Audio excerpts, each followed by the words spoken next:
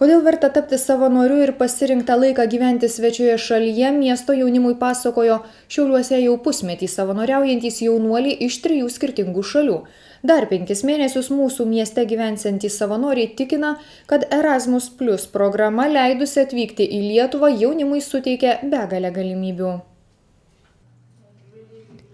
3 savanoriai iš Austrijos, Prancūzijos ir Ispanijos į Šiaulius 11 mėnesių atvykę savanoriauti su miesto jaunimu dalijasi patirtimi.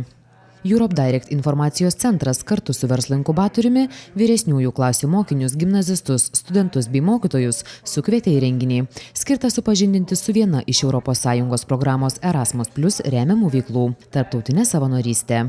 Didždvario gimnazijoje savanoriaujanti Jolanda iš Austrijos sako, kad prieš kelionę į Lietuvą menkai žinojo apie mūsų šalį, tačiau dabar mėgaujasi buvimu čia ir patarė jaunimui dalyvauti programoje.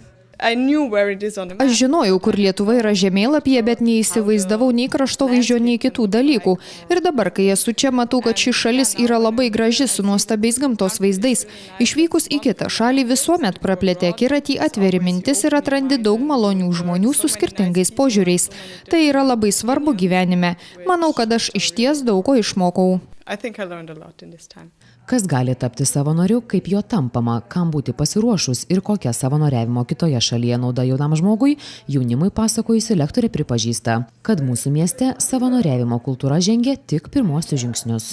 Nežinau, ar tiesiog informacijos yra per mažai, ar dar yra ta nusistovėjusi tradicija, kad pabaigę mokyklas, turi stoti universitetus, kolegijas arba kažkokias kitas mokyklas ir dar ta tradicija pas mus gan stipri. Europe Direct informacijos centro vadovė sako, kad ši programa remia ir socialinės įtraukties sritį ir siekia įtraukti jaunus žmonės turinčius mažiau galimybių keliauti. Ši programa taip pat suteikia žmonėms galimybių studijuoti, mokytis, įgyti darbo patirties arba imtis savanoriavimo užsienyje.